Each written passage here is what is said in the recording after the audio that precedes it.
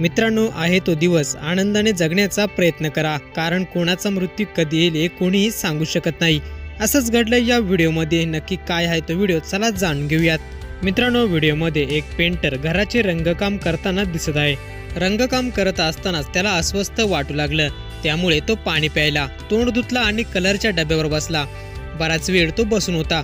अचानक त्याच्या छातीत कळ आली आणि जवळपास 1 मिनिटाने तो धाडकन कोसळला। त्याचे सहकारी धावत त्याच्या जवळ आले, त्याला वाचवण्याचा प्रयत्न करू लागले। माहितीनुसार त्याला रुग्णालयात दाखल करण्यात आलं, पण तोपर्यंत त्याचा मृत्यू झाला होता।